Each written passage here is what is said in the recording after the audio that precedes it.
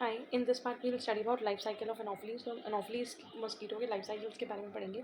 Basically अगर हम देखें तो there are three mosquitoes. Mosquitoes की कैटेगरी में हमारे पास तीन चीज़ें हैं, मतलब there are three species: anopheles, aedes and culex. इन तीनों की लाइफ साइकिल्स काफ़ी हद तक सिमिलर है, but still there are certain few small small things which are different. तो आप एक की लर्न करोगे तो आपको बेसिक आइडिया मिल जाएगा, बट आपको बाकी दो की पढ़नी पड़ेंगी to understand and to remember the quite differences in between them. So life cycle of Anopheles mosquito comprises four more stages: egg, larva, pupa and adult. तो बेसिकली अगर आप देखो, eggs हैं, larva है, pupa है और adult stage है. The length of the aquatic life cycle of Anopheles varies from 7 to 14 days under optimal condition of water temperature, that is 25 to 27 degrees Celsius, while adults can live for 1 to 2 months. तो पूरी जो life cycle है वो nearly 2 weeks में 7 to 14 days में complete हो जाती है। और लाइफ साइकिल कंप्लीट होगी तो फाइनल स्टेज कौन सी रीच होगी? अडल्ट, मतलब वो एग से स्टार्ट हुआ था और डेवलप होकर क्या बन गया? Adult. That adult can easily live for 2 months. Rise in temperature decreases the duration of life cycle.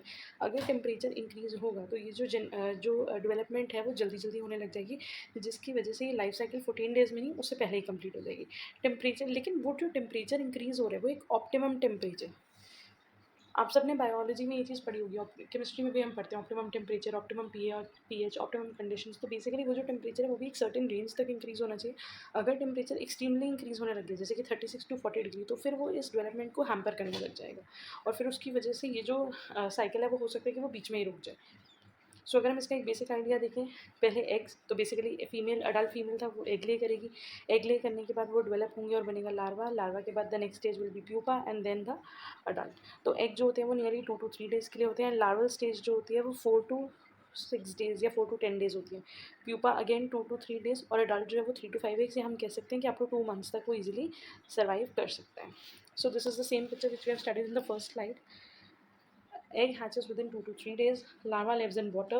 तो याद रखना है larva aquatic form है. They develop into pupa in 4 to 10 days. Pupa live in water. They develop into adult flying mosquitoes in 2 to 3 days. उसके बाद जो pupa stage बनेगी, pupa से adult stage में आने में कितने दिन लगेंगे? 2 से 3 दिन. तो अब अगर हम सारी स्टेजेस को थोड़ा सा डिफरेंट उनके बेसिक स्ट्रक्चर देखें. अडल्ट फीमेल्स ऑफ एनोफिलीज ले 50 to 200 एग्स पर ओविपोजिशन. तो एक एग लेइंग साइकिल में वो नियरली 200 एग्स ले करते हैं. The eggs are laid after complete embryonic growth. तो मतलब कि फर्टिलाइज्ड एग्स ले होते हैं. Eggs are laid singly directly on water. These are unique in having floats on lateral sides which help the eggs to float on the water surface. तो अगर आप यहाँ पे एग की पिक्चर देखो, इसके लेटरल साइड पे ये स्ट्रक्चर नहीं है, फ्लोट्स हैं. तो इस टाइप का एग है. यहाँ पे लेटरल साइड पे स्ट्रक्चर्स बने हुए हैं जो हेल्प करते हैं एग को वाटर की सर्फेस पे फ्लोट करने में. The freshly laid eggs of Anopheles are white in colour while they turn to dark black after coming in contact with light and external environment due to change in chitinous structure. तो जो egg formation होती है वो white colour के हैं, बाद में change होकर डार्क कलर हो जाता है. क्यों? क्योंकि सनलाइट के एक्सपोजर में उसका जो काइटिनस स्ट्रक्चर है, जो एक्सोस्केलेटन है काइटिन का बना हुआ, उसमें चेंजेस आने लग जाते हैं.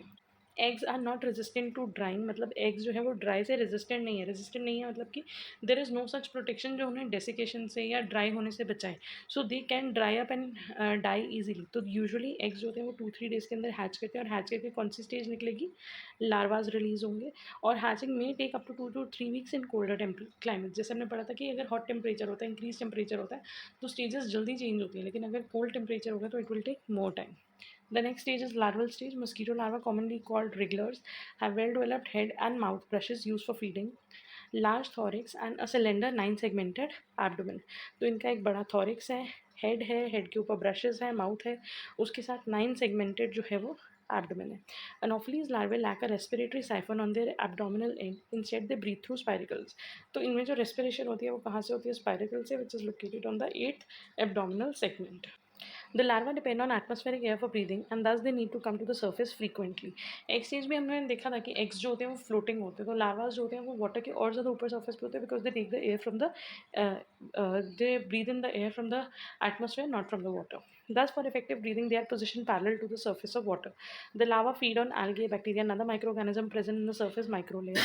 They develop through 4 stages called instars. तो ये चीज़ मैंने आपको पहले भी बताई थी कि ऐसा नहीं होता कि एक ही लार्वल स्टेज और उससे वो प्यूपा में कन्वर्ट हो, उससे डल में. लार्वल स्टेजेस में भी कई में 3 to 4 लार्वा, सेकेंड लार्वा, फिर थर्ड लार्वा, फिर फोर्थ लार्वा, और इन सारी लार्वल स्टेजेस को हम नाम दे देते हैं instars. So these are the 4 stages called instars. Finally they metamorphose into pupa. जो एक्टिव स्टेज होती है वो हमने पढ़ा था. लार्वल एक एक्टिव स्टेज है. इस टाइम पे इंसेक्ट जो है दे आर एक्टिव फीडर्स. उन्हें बहुत ज़्यादा एनर्जी चाहिए ग्रो करने के लिए, डेवलप करने के लिए. वेयर एज जो नेक्स्ट स्टेज आएगी वो एक प्यूपा जो स्टेज होती है वो रेस्टिंग इनएक्टिव पीरियड होता है, जिसमें जो लार्वा है वो एक शेल के अंदर चला जाता है. उसके बाहर एक प्यूपल की लेयर बन जाती है और फिर अंदर उसकी मॉर्फोलॉजिकल डेवलपमेंट होती रहती है. लेकिन उस टाइम पे जो इंसेक्ट है, ये जो लार्वा है, they do not eat, they do not do anything. At the end of each install larva mould, जैसे जैसे डेवलपमेंट हो रही है, जैसे अगर 4 लार्वाज बन रहे हैं, फर्स्ट, फिर सेकंड, फिर थर्ड, फिर फोर्थ, तो हर एक स्टेज के बाद मोल्टिंग हो रही है, शेडिंग देयर एक्जोस्केलेटन और skin to allow for further growth. ये चीज़ हम पढ़ चुके हैं कि एक्जोस्केलेटन जो होता है, जो काइटिनस एक्जोस्केलेटन है, वो इनकी ग्रोथ को रिस्ट्रिक्ट करता है, क्योंकि वो तो ग्रो नहीं होता, वो तो फ्लेक्सिबल नहीं है, वो तो एक हार्ड लेयर है. तो वो हर ग्रोथ के टाइम पे जो मोल्टिंग होती है उसमें उनका एक्जोस्केलेटन जो है वो रिप्लेस होता है. The larval development is temperature dependent. ये चीज़ हम पढ़ चुके हैं. कोल्ड टेम्परेचर में जो डेवलपमेंट है वो स्लो हो जाएगी और हॉट टेम्परेचर में फास्ट अप हो जाएगी. Under optimum condition it approximately take 8 to 10 days. किस चीज़ को? लार्वल डेवलपमेंट को. तो हम नियरली 4 to 10 days मान के चलो, कम से कम 4, ज़्यादा से ज़्यादा 10 days. नेक्स्ट है pupa. Pupa of anopheles is comma shape. जैसे कि आपको डायग्राम में दिख रहा होगा, इस टाइप से कॉमा शेप बन रही है when viewed from the side and is called tumbler, और इसको हम टम्बलर स्टेज भी बोलते हैं. The head and thorax are merged into cephalothorax and abdomen curve around underneath. Head और थॉरिक्स मिलके बन जाते हैं सेफेलोथॉरिक्स, और एब्डोमेन जो है वो कर्व हो जाता है. Just like larva, pupa breathe atmospheric air and thus comes to surface water surface frequently. They breathe through a pair of respiratory trumpets present on the cephalothorax. इनके cephalothorax region में, मतलब head के regions में trumpets होते हैं जो इनको breathing में help करते हैं. After 2 days, the dorsal surface of the cephalothorax of pupa splits and the adult emerges out. The duration, however, can vary depending upon the environmental conditions. The duration of development from an egg to adult varies considerably among different species and is strongly influenced by ambient temperature. तो जो development का time है वो कितना लगेगा? Again it is temperature dependent. Anopheles can develop from egg to adult in as little as 5 days, but it usually take 10 to 14 days in tropical या in optimum condition. The last stage and the final stage is the adult stage. The body of adult anophelines is divided into 3 sections: the typical head, thorax and abdomen. The head is specialized for acquiring sensory information. हमने पढ़ा था कि antenna होते हैं, उनमें sensory cells present होते हैं. Plus feeding के लिए ये स्पेशलाइज होते हैं head region. It contain eyes, a pair of long and many segmented antenna. The antenna are important for detecting host odour as well as odours of breathing, क्योंकि olfactory receptors होते हैं. While females lay egg. Male possess highly feathery plumose antenna while females have less hairy pilose antennae.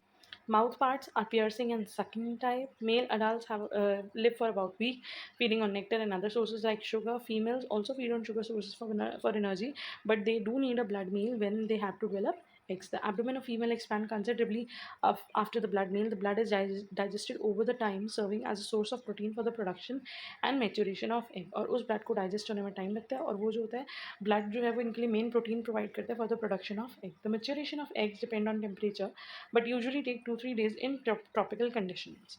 Once the eggs are fully developed, females lay them and resume host seeking. तो females उन्हें lay कर देगी और फिर वो it will seek for another host, and the cycle repeat itself until the female dies. So this was about the life cycle of female Anopheles. Thank you for watching.